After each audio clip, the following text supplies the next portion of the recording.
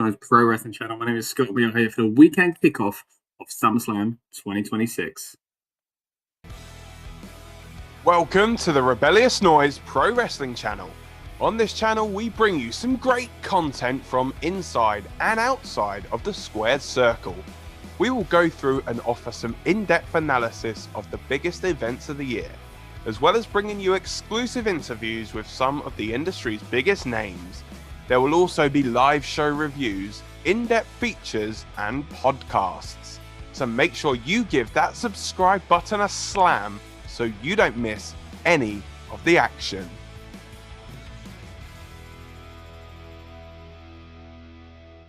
And once again, on the weekend of a big PLE, the action's right here on the Rebellious Noise Pro Wrestling channel. We are here to get you hyped up and in the mood for the big weekend festivities. And I'm really looking forward to getting into this one because it's an interesting card. Both nights.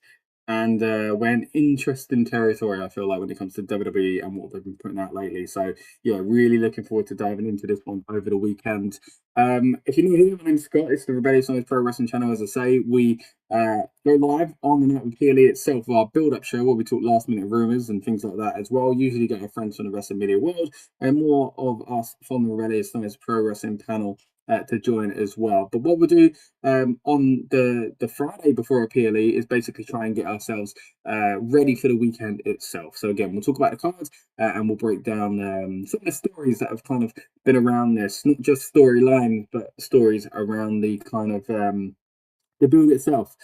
But yeah, let's get into it. We're going to start with night one, then we'll of course predict night two as well. Hopefully going to be joined by more members of the team later through the stream as well. But yeah, it's an interesting time to be a wrestling fan. I'll be honest with you, there are plenty of things that I feel could be better.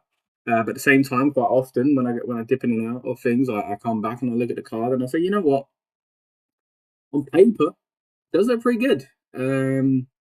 Yeah, there are kind of questionable things throughout Saturday and Sunday, but at the same time, there are some marquee matches, and again, they might not be ones that I was particularly hoping for at this kind of time of year. But hey, it's where we are, and I do understand the booking for some of them. And there's quite a bit of variety in this as well. If I'm honest, there is variety in the sense that the types of talent that are being featured. You know, you've got people like Baron Corbin who've just come back, facing off against someone like Trick Williams, who is, you know, an up and comer. Then you've got on the other side of things, Seth versus Roman for the 17,000th time, what feels like at least. Then you also have, you know, a lot of women that have only recently come into the fold, and then some women that have only just recently returned, such as, you know, the Bellas and Paige. So it's yeah, it's quite a varied card over the weekend, generally speaking. But I've got to be honest, my biggest gripe at the moment is WWE not wanting to commit to a heel face dynamic. I know they've said for years, not just that recently actually, it probably goes back about 10 years now when they started saying things like, you know, comparing themselves to like Game of Thrones and Breaking Bad, being like, you know, it's not that straightforward, it's not black and white. You know, there are good guys that you know, kind of do bad things, and some are bad characters, but they got good traits. And I mean, they've done that wrestling before. Don't get me wrong. Stone Cold Steve Austin was kind of like that. He was a good guy that certainly acted like a bad guy. I feel like they've gone overboard with it. So much so that I just feel like nearly every stream I'm coming, I'm going, I don't understand who the heel and babyface is fully. I don't know who they want us to cheer for. And in the end, I end up not caring about both sides of the one-on-one, for example, and I don't want either of them to win.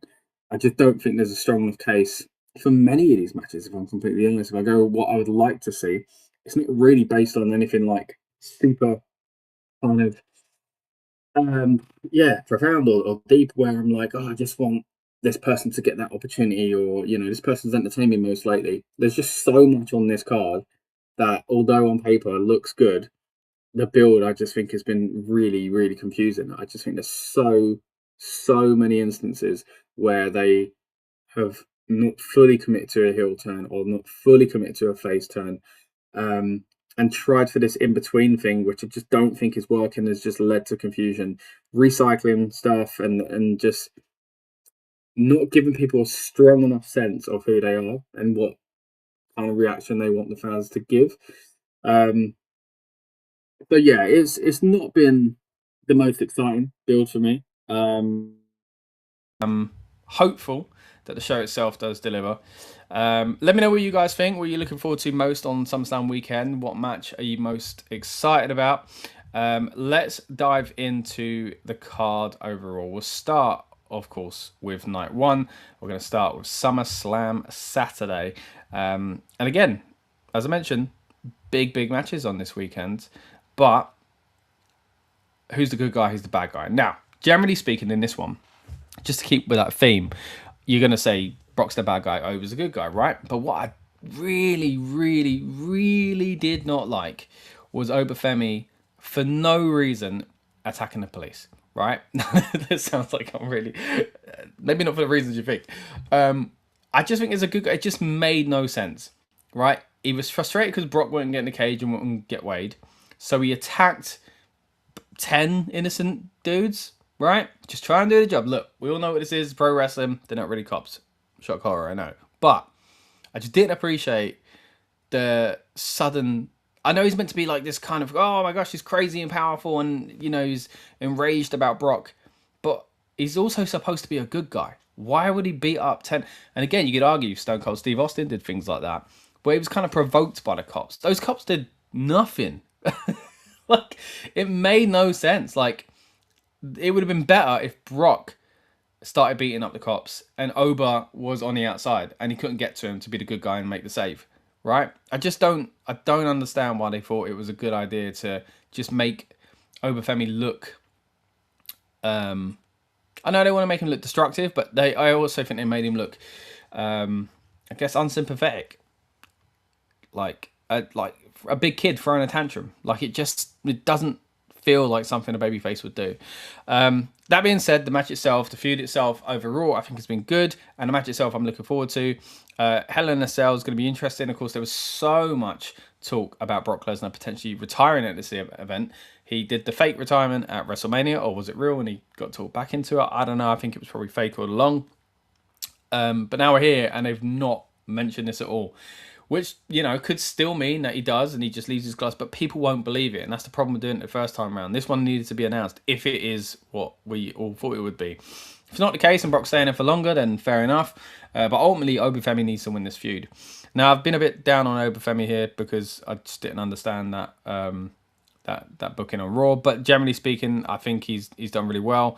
Really entertained by him. Kids love him. Adults love him. I just think, yeah, he is...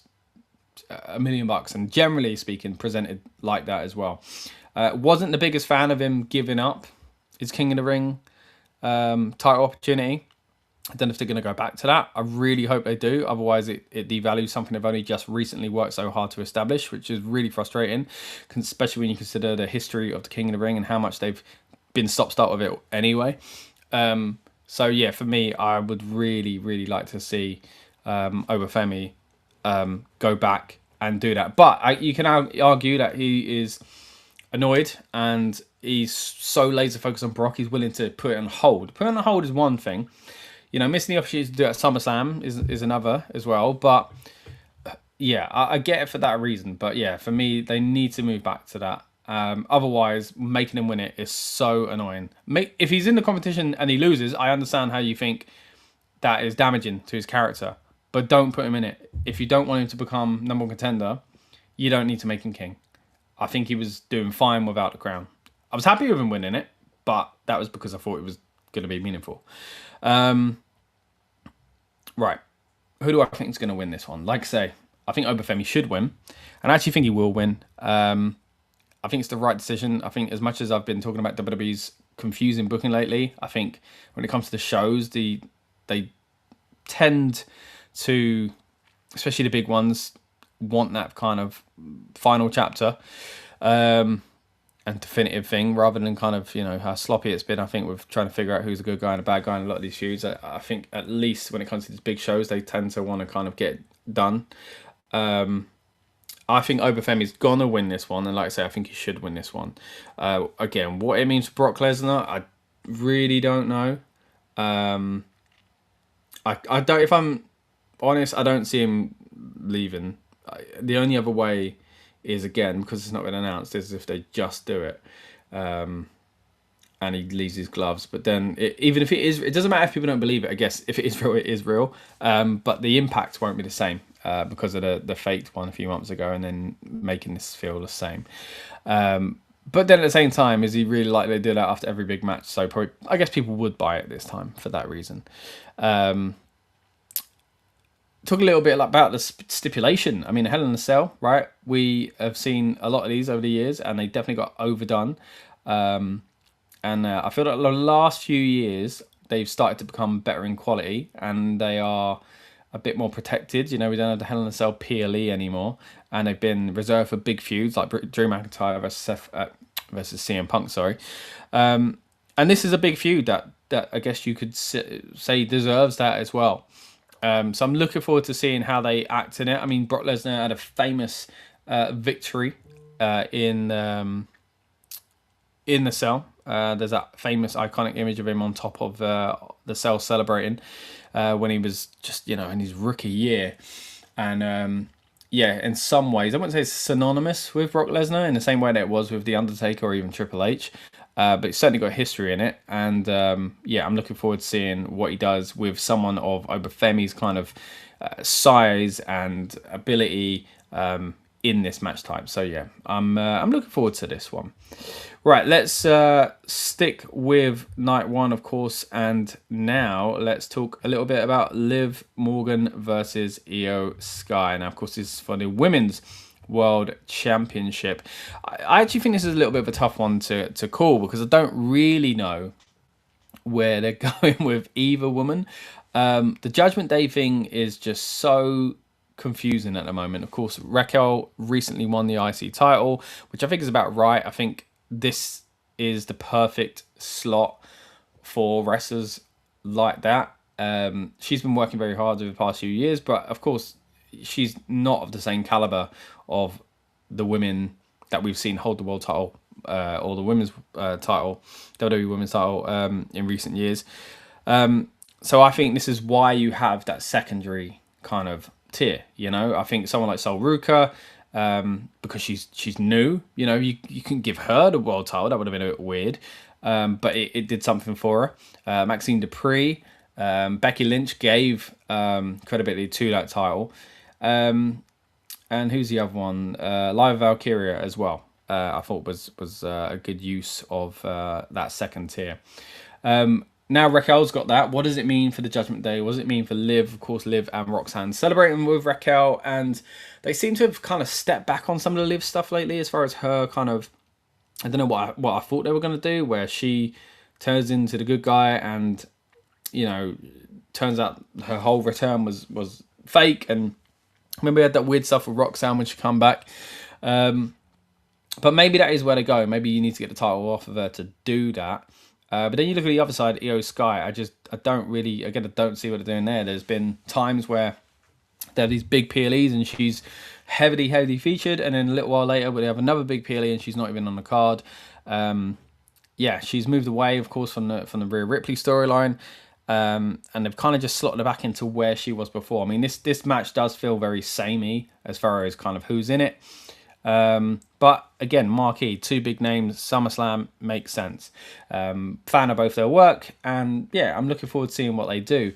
As far as the, I guess, prediction goes, I'm gonna say Liv is gonna lose, because I don't think has she even defended it. I think I saw some like graphic or something that was saying that she hadn't defended the title in the first 100 days. But it'd be a bit weird if that's not, I can't remember off the top of my head, but if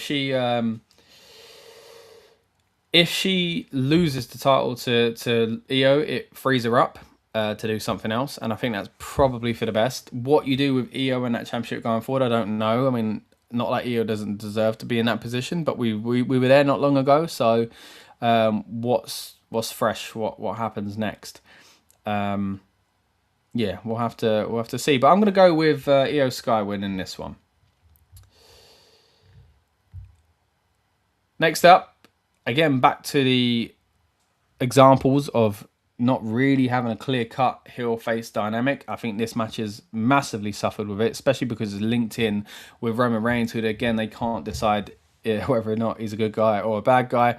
Look, I understand this tweener thing sometimes, but I just think it's not working here. And what's really, I guess, confusing is the strange year that Jey Uso's had, and that him and Jimmy are kind of like they were when they were heels, and they're kind of not. You know, he's kind of main event Jey Uso with a Yeaton and the big Jim, and then you've got Jake and Fatu, who fans just want to cheer. You know, he had a strange kind of return. You know, he left when he was on top, and they were turning him. He naturally turned to a babyface the right way it should happen. The fans turned him. He comes back, and he's, you know, even as I kept saying, I was really confused. Like, what's he doing? Like, why is he going after Cody? Is he just that kind of angry that he's going after Cody, even though Cody's a good guy? Then he had the feud with Drew. Then it looked like he was, you know, he went after Roman, but people wanted to cheer Roman, so he kind of felt like a bit of a bad guy. Then he joined up with Roman, which and became the silent kind of, you know, I'm in the background and do as tribal chief orders me to do so, which feels like a natural kind of, well, it's for him to turn babyface and turn on him in the future, like the story that Solo, you expected Solo would have got a few years ago. But then, yeah, so he's just a bad guy, but he's kind of default a bad guy because he's acting, you know, as the lackey for these other people, and he's just kind of fully bought into it. But then at the same time, Roman's kind of a good guy as well. So is he really a bad guy by learning with Roman? And so are, you know, Jimmy and Jay, they're kind of still cheered by fans. So are they really bad guys? It's just a complete mess. And because of that, you get a mess on the opposite side. You know, you get Royce Keys, who's new, so it's hard for them to establish where he sits on the fence. I mean, clearly, it's the clearest way to look at it is on the left, you've got the Usos and Jacob. They are the heels, don't get me wrong. And on the right, you got the baby faces. But it's so murky. As I say, you've got Royce Keys, who's new. So it's hard to establish that. You've got LA Knight, who people love, but let's be honest, he's kind of floundering and they haven't really pulled the trigger, and people are no doubt going to be just a bit like, no, I like the guy, but, you know, come on, give me a reason to really cheer for him. And then on top of that, you got Solo, who I absolutely adore. I think he's fantastic. I think he's been doing some great work lately. Over the past 2 years, I think he's been great, just being comedic as a bad guy, and now as a babyface. But that segment where he's in the crowd the other day, and like he's saying some really funny things, because there is a section of the audience, don't get me wrong, that have been booing Jay for a long time. So he plays into that, the yeet thing being, you know, an entrance or whatever it is. And like fans just don't know how to react, because there are still so many people that want to cheer for Jimmy and Jay. So how can Solo be the good guy when he was just with these? He had the MFTs. He hasn't really kind of. He's aligning himself with LA Knight, and he seems sympathetic in that sense. But man, it's so messy. I'd be interested to hear what the rest of the panel have to say, especially when we get closer to the shows themselves on Saturday and Sunday with the build-ups. But yeah, and look, if you're watching live on demand, please let me know what you think of these kind of strange storylines that have been booking lately, again, when it comes to the babyface heel dynamic. When it comes to the match prediction, though, I mean, I'll be honest, I don't care.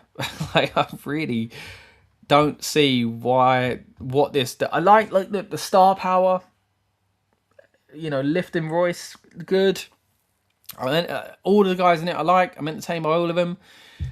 If anything, I want the babyface to win, because out of all of them, I want Solo solidified as a babyface and to do something more interesting with his family and be the good guy that goes against the Bloodline. Finally, the story we should have got years ago. Will we get it? I don't know, but I'm going with I'm going with the babyfaces on this one. Right, let's move into another prediction. This time, another multi-person match, but in a different style. Of course, this one here is a 6-woman tag match, and I like this because it is a clear babyface heel dynamic. We got Fatal Influenced, the bad guys, going up against the Bellas, Brie and Nikki, and Paige as the good guys. Now, speaking of bad guys, good guys, there is a chance, of course, that the Bellas turn. I think Fatal Influence have done well since they've come up on the main roster. They seem like they were getting a little bit lost recently, but now that they've managed to bring Nikki back, I think it's helped them just by simply having the 3-on-3 dynamic. I kept wondering if Nikki was going to come back and when they were champs still, and somehow, you know, turn and kind of bring Brie back to her side and be jealous of Paige and all that. I think that's probably the best storyline to tell. They could be doing it here. They could be turning straight away. They could be annoyed that they've lost and they both take it out on Paige. But then you're expecting someone to come out and help Paige, so that turns into tag dynamic, which makes sense for tag team.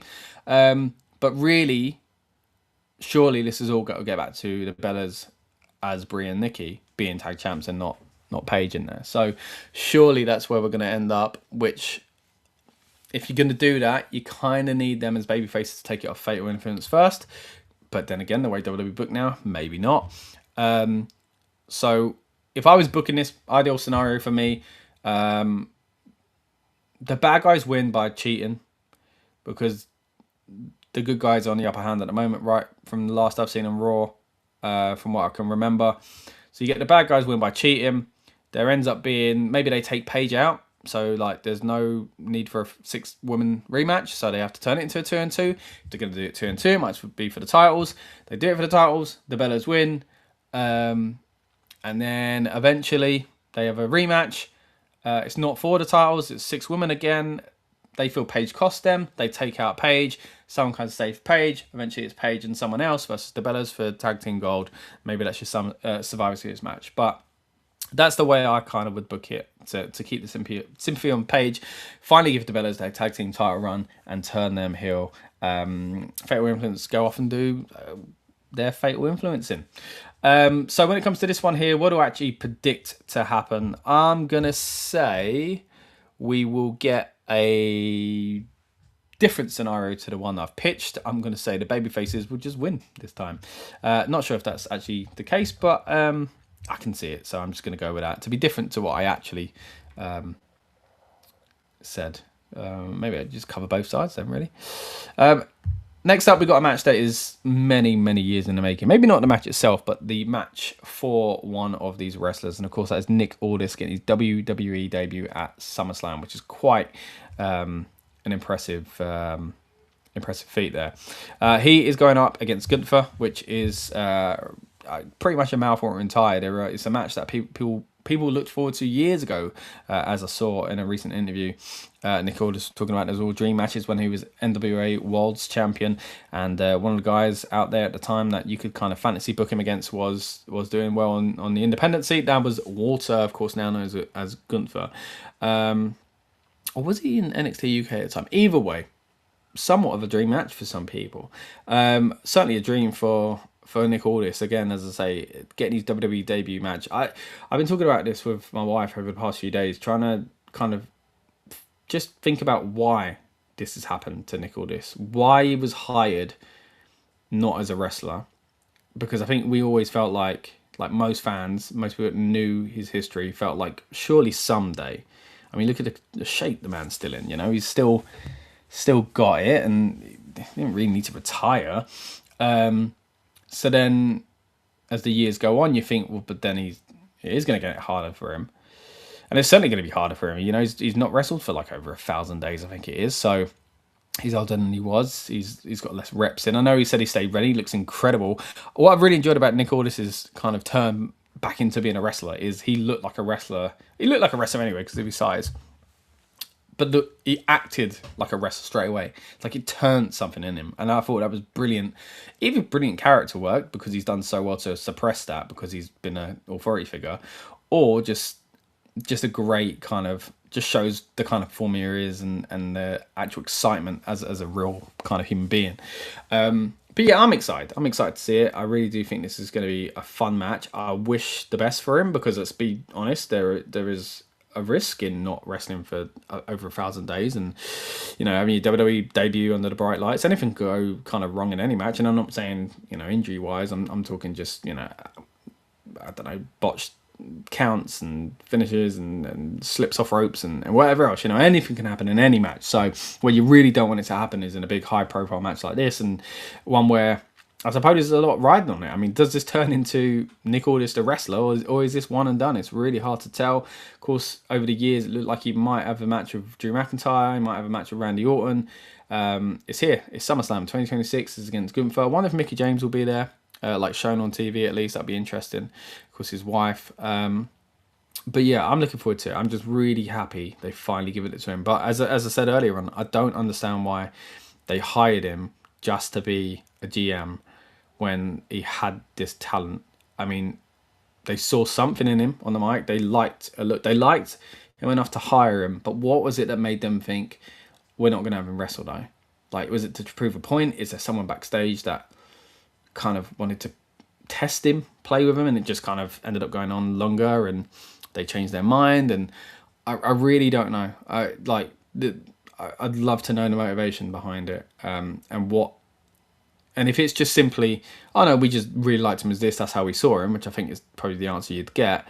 What was the reason why you didn't see him as a wrestler then? Why can't he wrestle? Why couldn't someone else be in that role? Why Nick Aldis? Like, yeah, I just find it weird if you hired, I don't know, Kenny Omega as a commentator and he only wrestled a few months earlier. You know, I'd find that strange. So why are we doing this? Anyway, we're not now. We're going to get the opportunity to see him in the WWE ring, and like I say, I'm really looking forward to seeing that. As far as the match goes and who wins it, I mean, this is kind of a tough one to call because, again, I have no idea where they're going with it. I think if it's a one and done, you have to protect Gunther. I don't think you can put him on the streak he's been on of retiring all these superstars and legends, Hall of Famers, for the GM to beat him. Now, don't get me wrong, I don't see him as the GM, but that's the way they've presented him, and that's the way they maybe presented him after this match. And if that's the case, that's not a good look for Gunther. I hope that's not the case, and I hope he sticks around, and therefore I kind of hope he wins, because and justify that win by being like, yeah, because he's a good wrestler, like in canon and storyline, like it's like he remembers all he did before, and like WWE fans have never seen this before, but like this guy's a good wrestler, you know, he's held world championships and all this kind of stuff. In theory, you know, if he'd been wrestling the past X amount of years that he's been there, and he's been presented, you know, similar to how he was presented outside of WWE, then it'd be like, yeah, of course, it wouldn't be in question. You know, if I take Nick Aldis from a few years ago, let's say he didn't have the GM stint, he just came straight in, I'd be like, yeah, Nick Aldis could win because he's fresh, he's exciting, he's of that same caliber in many ways. So, you know, it could be presented well, but he hasn't been presented like that. He's been presented as the GM. So will he be the GM post SummerSlam? I don't know, but I'm gonna go with feel good story, and I'm gonna go with hoping that they do give him more than just this one match. So I'm going to say Nick Aldis to beat Gunther, which is, I mean, that would be massive, to be fair, like, because it would be a great way to make Nick Aldis, you know, into however long they're would use him for, I don't know. But to make him a star, to beat the guy that beat all these other kind of big acts, I think it'd be worth it if you kept him around. It's not worth it if you're not. Is for one, I feel good. Not worth it. The moment is the match. The moment is the entrance, the opportunity. If it's a one and done, that is the moment. It doesn't need to win. But if he's sticking around, then I think he should win, because then it gives reason for him to stick around. But then you could also argue he could go out and, you know, if he showed up on SmackDown with a black eye, going, you know what, I gave a good fight, but it ignited. I didn't win, but ignited something in me, and I think one more time I could do this. That would make sense as well. I'm kind of took myself into that, but I've done it already. I've committed. Nick Aldis is going to win this one. Maybe. Let's move into what is surely going to be the main event of night one. CM Punk versus Cody Rhodes, where we have a beautifully clear babyface heel dynamic. Of course we don't. Look, don't get me wrong. I've been banging on about this all stream. Sometimes it's okay to have two good guys against each other, or two bad guys. It's usually the good guys. Just the best versus the best. That's the idea. It's the idea of a world title match, right? However, it just, yeah, you can split it, right? You can split audiences, right? I think the best example of this, the one I really enjoyed, and I was there for it, WrestleMania 25, Undertaker versus Shawn Michaels. They were both legends, and they were both still put across as good guys in this match. And half the crowd were Undertaker. The other half, HBK. I think I was saying both. Because sometimes a good babyface versus babyface program can happen.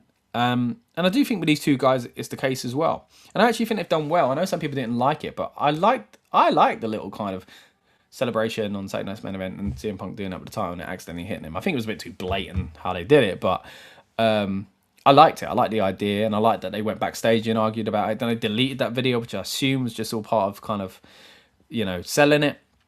So yeah, I was a fan of that. But other than that, there's just been a lot of weird stuff on the mic.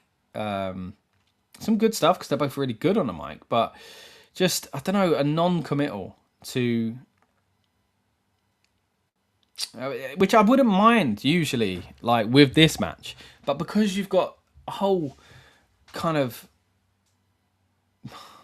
I don't know, roster full of weird matchups where people aren't committed to a babyface heel dynamic, I just don't think we need another one. And we'll get to the other one tonight too, but yeah, this one bothers me the least, I'd probably say, because I think it is, when you get into dream match territory, because we haven't seen this a million times. They faced each other in the past, but like this is different. This is both. They both went away. They both did big things away. They both come back and did bigger things here. I just like there's a story there at least, and a freshness to it. So I don't mind it too much.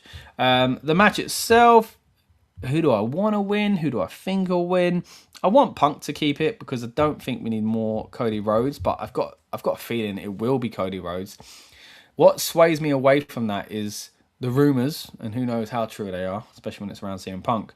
The Punk wasn't too pleased with losing the title at WrestleMania to Roman. It just felt like that typical thing that he had, things change, situations change. The Roman Reigns he moaned about losing to and having to make look good years ago is not the same Roman Reigns. He's not the same CM Punk. Things have changed since then. And I don't mean personally, really. I mean, it's partly to do with it. But realistically, Roman is a far better talent and has done some incredible things compared to back then. So it is ironic, but yeah. It is what it is, but I do wonder if there's still part of Punk feeling, man, I've really come back to lose to... All right, now I'm going to lose. I'm going to get the title, but I'm going to lose again to Cody Rhodes because he's now your big guy. He's now your number one. I think Punk should be okay with that to some extent because he's of an age and an era where I don't think he should be expected to be the main guy. He is that, not nostalgia act because he's still performing to a good level and frequently, but at the same time, like it's not his time, is it? I like him being champ. I like him having those opportunities and stuff like that. I think it makes the belt look good. He makes others look good, both titles on either side of it. But yeah, I don't think he's not the future, is he? So, and you could argue Cody, he's not the springiest of chickens, if that's even a way to say it, himself. So I don't know. I'm not sure. I don't want Cody to win because I don't want another 6 months of the same Cody feuds and the same Cody promos. And again, I like Cody. I just don't need him to be world champion right now, WWE champ. So for me, I want it to be CM Punk. Will it be CM Punk though? I mean, that's the question, ain't it? I'm gonna say no. I think Cody. I think they're always too trigger happy to put the belt on Cody. Ever since, ironically, he didn't know it for so long and took ages to finish his story. Now they just seem to be always wanting to have the belt on him. And I get it, image, he's QB1 and all that stuff. And look, he's a great talent who deserves to be at the top in many ways. But I just want something fresh. And I would like to see Punk versus so many more people for a title than Cody at this moment in time. So yeah, I'd like it to be Punk, but I just got I don't want to say a bad feeling because I'm not that against Cody, but I just think it's inevitable. Cody will win the title eventually, right? So SummerSlam, that's where it's at. But for Punk to have lost two of the kind of like perceived golden boys at the two biggest events in kind of back-to-back succession. I'm not sure is something Punk would be too thrilled. I don't know, judging by Punk's comments in the past, I'm not sure if that's the kind of thing he'd be thrilled about. But again, this is a different era, it's a different time. Maybe that's not it. Lynette's in the house. Good to see you, Lynette. How you doing? Well, says, oh man, this match card looks hard, and tonight we find out who gets this final spot. Of course, this is being recorded just a few hours before SmackDown, so you're right, we'll get to that match as far as predictions as well. Yeah, I like the card, Lynette. I've got to be honest. Thanks for joining us. I've been saying my only concern is there's just such a weakness between clarifying who's the good guy and the bad guy. I don't think they fully want to commit, and I think it's damaged a lot of the storylines, even though there's been good work in them. I just think there's been a lot of confusion, and things haven't landed as much as they could have or should have. And we're only on night one as far as predictions go, and I've got more to say about that on night two. But yeah, on paper, I really like the card. I agree with you. I think it looks really good as far as the matches we could see and the stars that are there, and again, different types of matches as well. Let me know what match you're most looking forward to, Lynette, and anyone else that's lurking in the background. We appreciate your comments. We appreciate you tuning in, whether live or on demand. But yeah, that does it for night one, at least. Let's turn our attention to night two and predict the card there as well. So in night two, we'll start off with Trick Williams versus Baron Corbin. Now, this is somewhat, if you've tuned in to me talking about night one, and just the state of WWE at the moment, you'll know I've been kind of complaining about the lack of heel face dynamic being clear. Now, I don't think it's confusing whether or not Baron Corbin's a good guy or bad guy. Yes, there'll be cheers for the fact that he's back and people are excited to see him. So naturally, even if someone comes like as a bad guy, there's a cheer initially to go, oh wow, that's cool, he's back. So naturally, he's the bad guy. Trick is the good guy. But even Trick, they kind of did the double turn with Sammy, but he still acted like a bad guy. And then just when I thought he was the good guy, they've done some kind of, again, questionable kind of booking with him that I've just felt like, yeah, he's a cocky guy, but he's just, I don't know. There's just a few things he's done still. I'm like, you're not really winning people over as a, yeah, I mean, you won people over as far as the whoop that Trick. And people like you, they think you're entertaining, but, have WWE told us fully that he's a good guy? I'm not sure. I don't want to get too hung up on this, but again, I just think it's quite a big topic at the moment. We've got a title on line with this one, and while I want good things for Baron Corbin, he never held a world title or anything like that. What he did do was hold the US title, if I'm not mistaken, and I don't think it's a stepping stone that he really needs. This is a good feud for him. It builds him back up, but yeah, I just don't know if it really is the answer to give him the title, to take it off Trick, unless you ever elevate Trick into the main event scene. What I like the idea of is Trick being turned on by Lil Yachty. I spoke about this a few times on this channel. I think that would be quite interesting. Lil Yachty aligning himself maybe with Carmelo Hayes instead. And I think Carmelo as a bad guy would be good as well to see again. Yeah, and that would really cement Trick as the goodie. But I don't know if that's what they're going to do. So we'll see. Ryan Powell's in the house. Good to see you, Ryan. Hope you are doing well. Appreciate you tuning in. Hope you're looking forward to SummerSlam. We are now predicting night 2 here on the Weekend Kickoff show. And again, we go live just a few hours before each night on the PLE evenings themselves. We do a build-up show where we talk last-minute rumours and get our friends on and stuff like that, and talk a little bit more about these storylines leading to the big events themselves. But yeah, right now we're making our way through the card for night 2. So let me know what you're most looking forward to on night 2. Prediction-wise, then, I'm going to say Trick Williams is going to keep it. I don't know when he loses it at this stage, but I just think someone coming in from the past to take it off of him maybe isn't. Unless they're moving him on to bigger and better things. What do we do with Baron Corbin? Yes, it's fresh in the sense there's not a lot of new guys for Baron to go up against. But if he doesn't win the title, where does Baron Corbin go? Maybe this is a feud that goes on for maybe another 2 more PLEs. It's only just started, really. So Could see that happening. In which case, Trick's got to win it, right? No, maybe not. I guess Trick could be going for a rematch, but I'm going to say Trick's going to win this one. Moving on from the US title match, let's talk a little bit about this one here. And as I say, this is being recorded just before SmackDown is on the air, so we don't actually know the fifth participant. Of course, at the moment, it could be Julia or Lash Legend, but it's a 5-way ladder match for the WWE Interim Women's Championship. You've got Jade Cargill, you've got Charlotte Flair, you've got Tiffany Stratton, and you've got Chelsea Green. Now, let me quickly just go through them as the graphic is up. If it's Julia or if it's Lash Legend, I don't think they're going to win. I don't think Chelsea Green's going to win. I don't think Tiffany should win because she already has a title. So therefore, I'm going down with Charlotte Flair and Jade Cargill. And it now brings up the crux of the issue for me. I hate interim champions. Maybe not themselves, but the reigns, the championships maybe. Get rid. Why are we doing this? Just strip Rhea Ripley of the title. Why is she still champion? In the part, like, they haven't set a good precedent, right? It happens one time it's this way, then it's this way, and it just, that's annoying anyway. But it's wrestling, they make up the rules as they go along, right? Just to fit the story. And clearly there's some sort of story they must want with Rhea to keep the belt on her, or some sort of reason they want to keep the belt on her.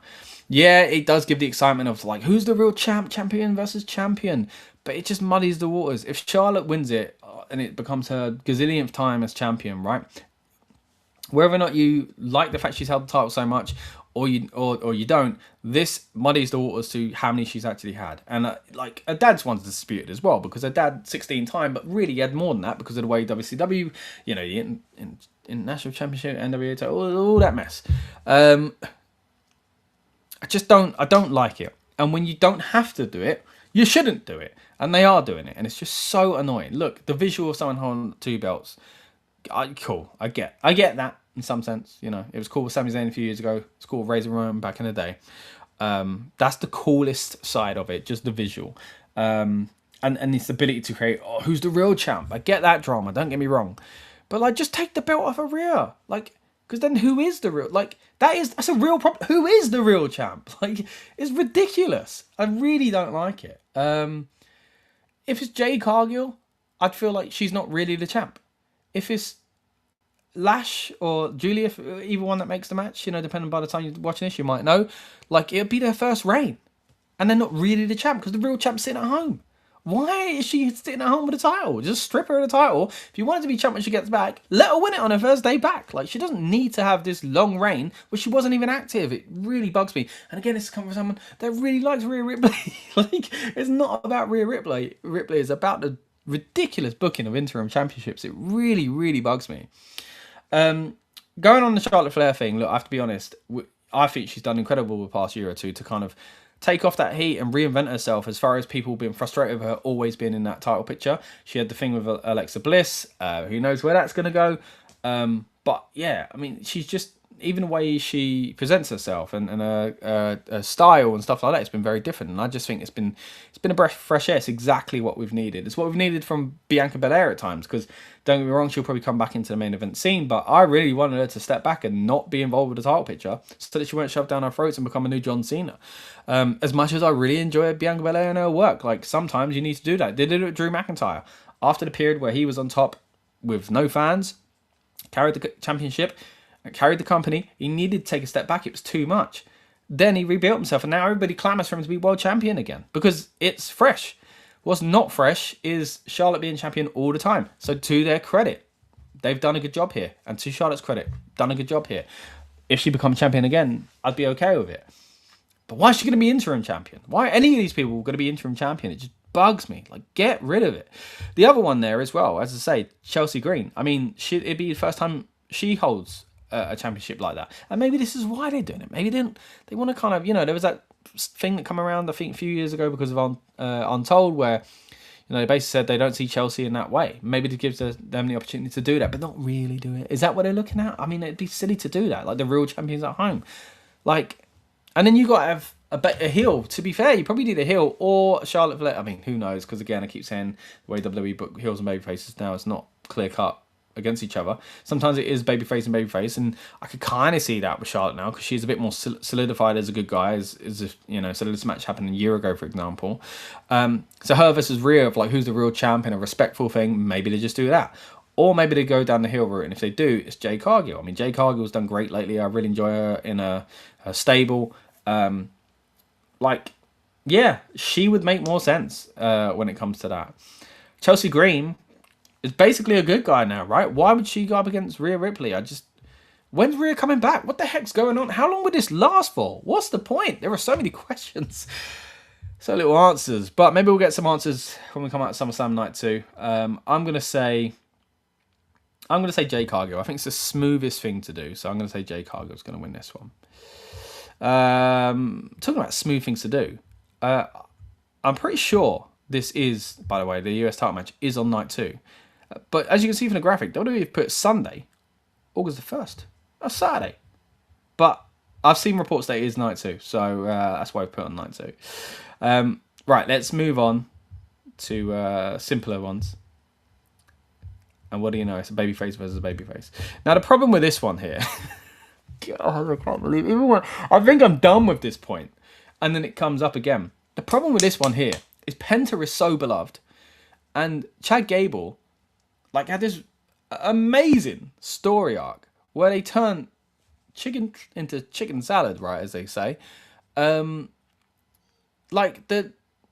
El Grande Americano thing shouldn't have been as good as it was, but it's one of the most entertaining matches I've seen this year, or even for a long time, to be fair. And that emotional moment, sounds like I'm getting emotional, I just need a drink. I was emotional when I watched it, don't get me wrong. That time it was just my voice going. The emotional moment at the end of the match where Chad Gable's unmasked and he's got his family in the ring and he's basically saying, look, I now respect, forgive me for the way I was, basically, I now respect Lucha Libre. Now he's facing a luchador, unless this is because he's going to double down and actually be a heel, which I think is the wrong move. They don't need to do this. And if you're going to take the title of Penta, it's not clear cut enough. Penta is too beloved. You've only just turned Chad babyface. And again, unless it is because you're going to double down, he's going to be a bad guy after all, and it's all going to be fake. Maybe he joins the division. I don't know what they're going to do, but to kind of solidify that. But there's no need.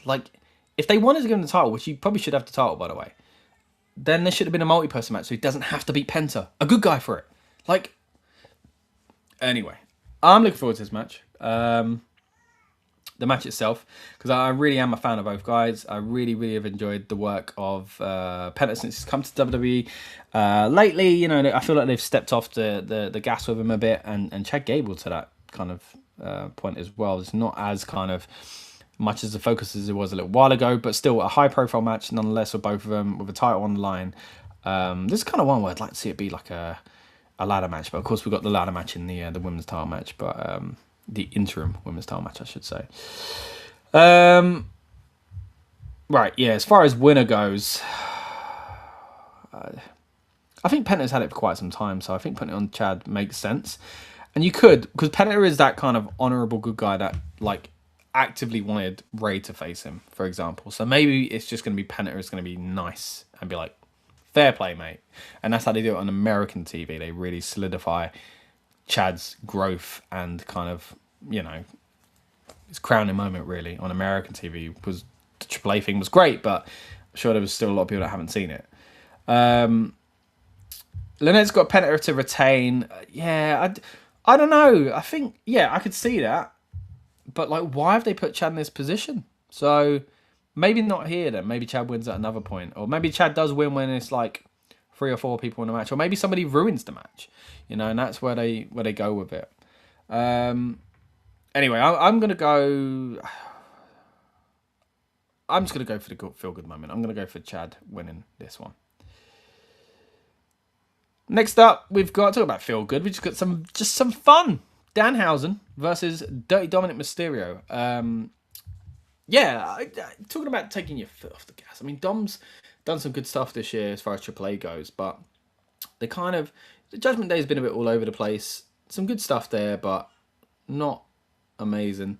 This is a human money's on the pole match. I know some people probably snicker at that, but I I like it. I like the fact that he was getting annoyed at Adam Pearce, Danhausen, by saying, "Don't you watch wrestling? You know, like things in a pole match, like we do that."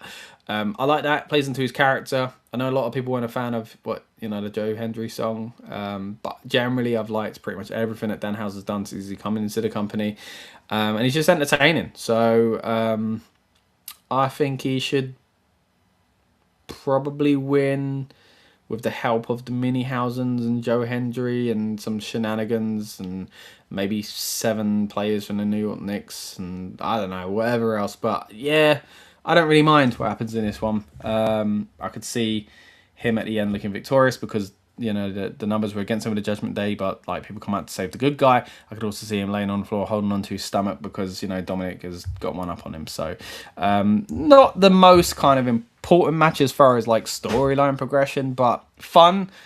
I think so. I'm looking forward to it in that sense.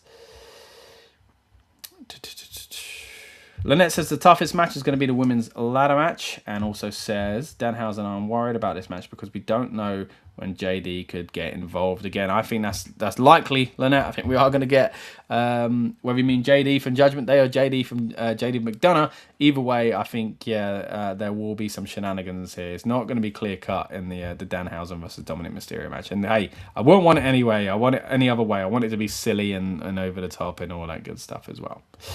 Let's move into the next match, though, and it is Finn Balor versus Sami Zayn. Now, this is a really interesting one to put on here because I think I can settle.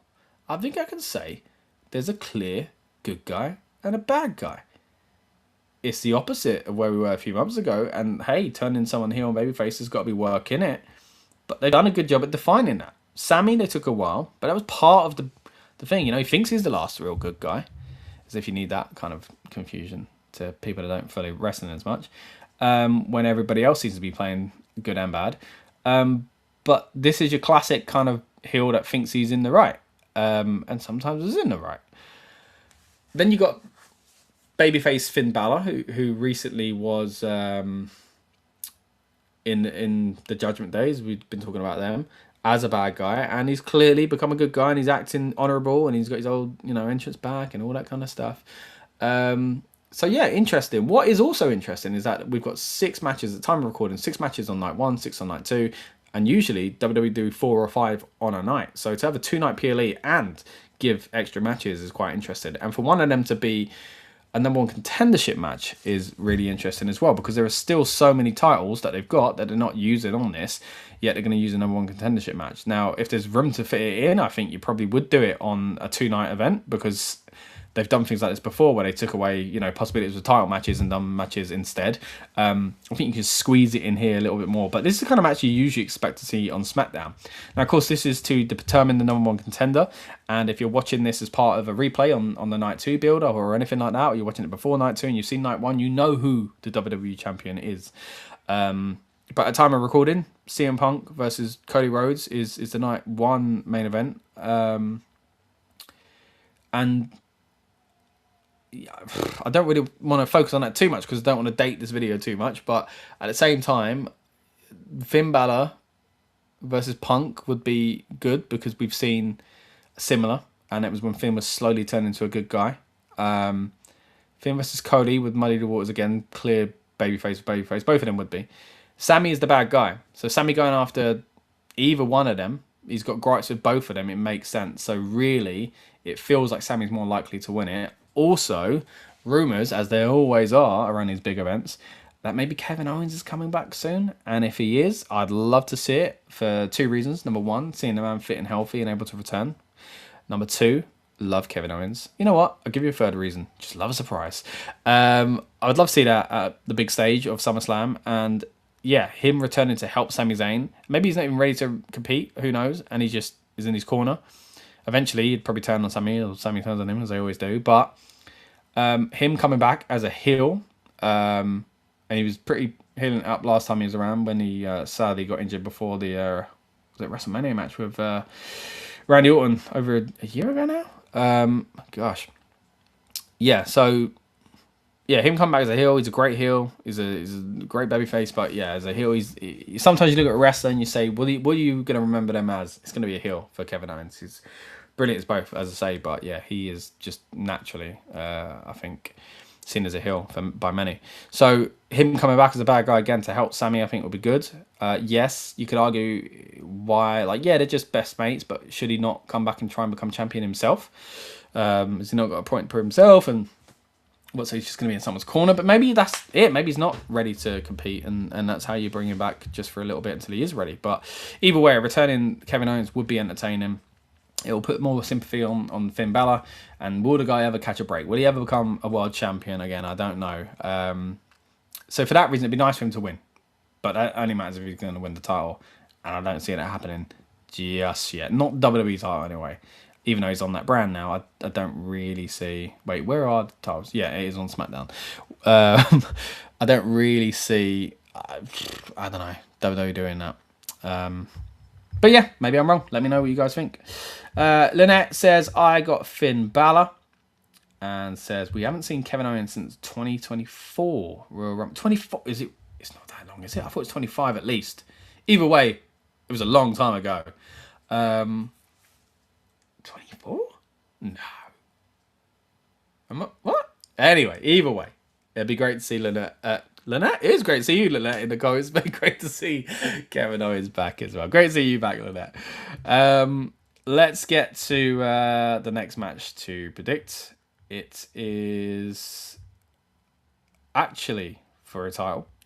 It is Seth Rollins challenging World Heavyweight Champion Roman Reigns in what is surely set to be the main event. I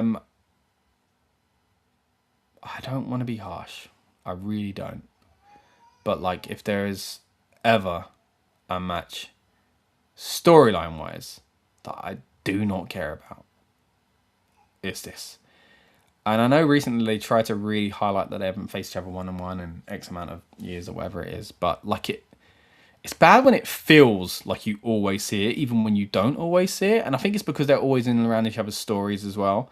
Like, how many times can we do the Shield thing? Like, unless we're bringing back Dean Ambrose, like, can we just let that one lie for a little bit? Like, acknowledge it, if you will. But like, they've done that to each other. They've both done the chair thing. Like, Roman's.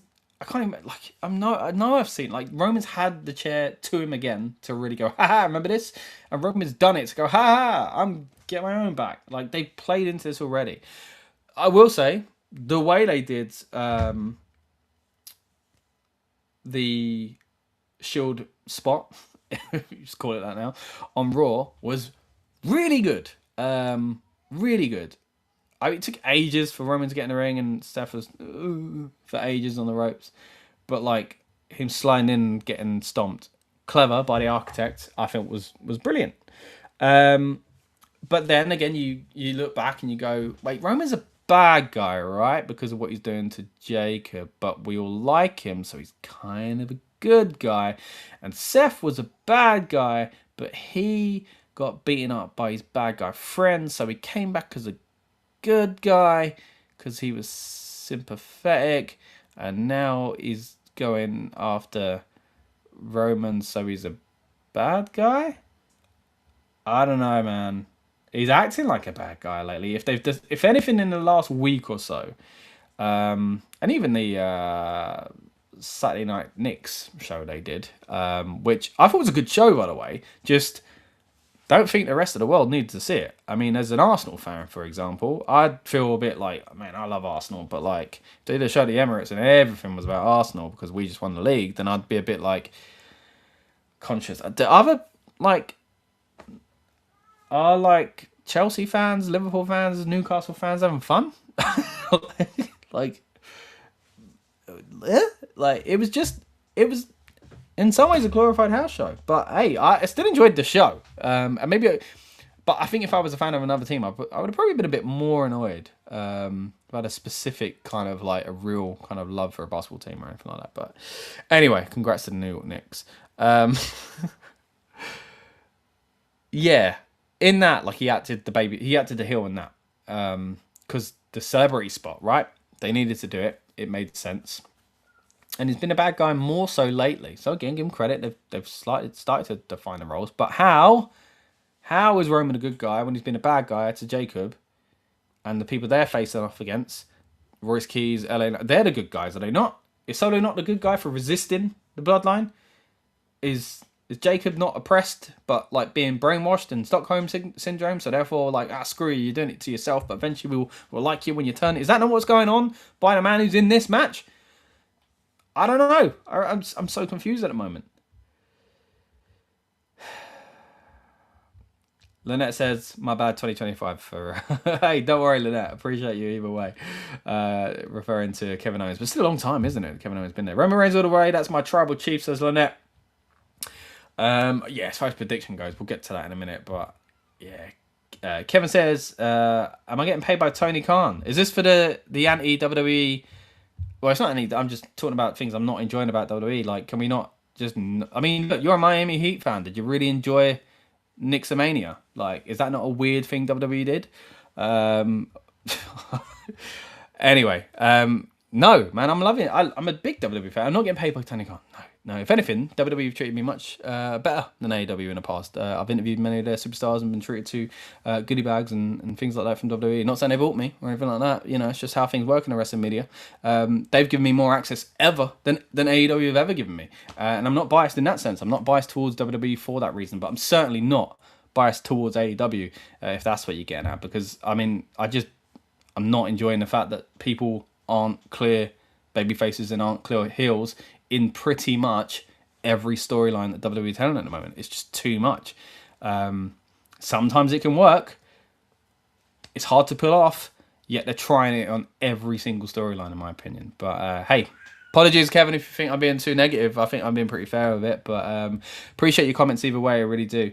Lynette says there are rumours that Dean Ambrose might come back to help Seth Rollins. I don't know Dean's status with AEW. Again, shows you how much I'm not being paid by Tony Khan, because I don't really watch AEW that often to even know if Moxley is doing much and if that's realistic. Yeah. And look, now, see, I've got to be careful. I'm trying to balance now. I do like AEW, enjoy their shows. I just don't keep up with it as much. Just to kind of clarify there. Because I don't want them to get upset either. Oh, it's hard being in the wrestling world these days. Look, I don't see Dan Ambrose showing up anytime soon. I think he probably will go out to WWE for something in the future. I'd like to see it, just because I like returns and I like the Shield. But yeah, I don't think it's happening here. Let's get into who I think is going to win the match. I think it is probably the most straightforward out of all of them, and it's Roman Reigns, because there is no impactful reason in taking the title off of him to put it on Seth Rollins. Now, you could argue that he needs to lose it at some point, right? And you could argue that Seth never lost. I don't think they've even really touched on the fact that Seth didn't lose his title, and that's part of why he might want this match. But just like with Cody, I just don't need to see Seth as champion again. Roman, look, a lot of us said the same thing when he won it, and I said, as long as it's a short reign, I don't mind. As long as there's a goal here to put someone else over, I don't mind. Putting over the guy that's held titles many, many times before, I don't think it's necessary. So something fresh, you know. If Femi beat Roman Reigns, yeah, cool. But, you know, there's probably other examples as well, depending on how you build them. But I don't think we're clamouring for a Seth Rollins title reign. And look, they could feel like, no, there's unfinished business here. We've kind of turned it back. He's a bad guy again, and we want him to do this feud as the bad guy with a title, and now we're going to do that again. Who knows what that was? But let's say they're plans, and that's why they're doing this. I'm just not that excited by it. I think you're done now. He got injured, took the title off him. That's it. Just like I said with the Rhea Ripley situation. She got injured. Sorry. Move along. No interim titles, please. But yeah, didn't get an interim title with Seth. Anyway. That pretty much brings us to the end. Like I say, I think Roman Reigns is going to win this one, just like is often the prediction. And look, as much as I have been a bit downbeat on stuff here, I am looking forward to the show overall. Really do enjoy SummerSlam. I like the fact it's a two-nighter. I just hope they book it correctly. The pacing of the show is going to be quite interesting, because I do think at the time of recording, from the way things have been planned out, night one and night two, that night one looks like the stronger card.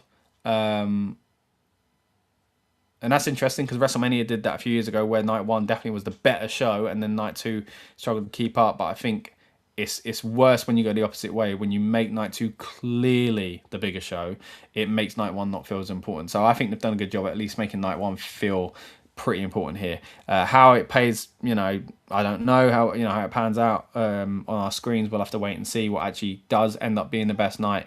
But yeah, I'm looking forward to SummerSlam either way. As I say, my name is Scott from the Rebellious Noise Pro Wrestling channel, and you've been watching the Weekend Kickoff show. We do this for PLEs to try and get you hyped up and in the mood for the big PLE weekend, especially when there's a 2-night event. And speaking of which, we're going to be live on both nights, having a build-up show, talking last-minute rumours, and diving into some of these stories and maybe some questionable takes that I've had on this weekend preview with our other members of the Rebellious Noise Pro Wrestling team. But I've been Scott. This has been the Rebellious Noise Pro Wrestling channel. And as I mentioned earlier on, we've also had the opportunity to interview some of your favourite WWE superstars. We'd appreciate if you checked out some of those interviews on this very channel. Some of the people we've been talking about on this stream. So we've had great conversations in the past with Finn Balor, with Gunther, with Rhea Ripley. Who else have we had good conversations with? I'm trying to think of people specifically on this show. Yeah, either way, go Kevin Owens. Who knows? Maybe we'll get a return for Kevin Owens. But either way, yeah, we've got more content on this channel for you to check out. It's not always podcasts and reviews and kind of hype up shows and predictions. We also do kind of in-depth features and interviews as well. So once again, check out more on this channel. I've been Scott. This has been the Rebellious Noise Pro Wrestling channel's Weekend Kickoff show for SummerSlam 2026. I'll see you on the next one.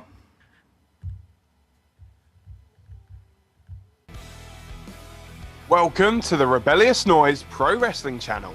On this channel, we bring you some great content from inside and outside of the squared circle.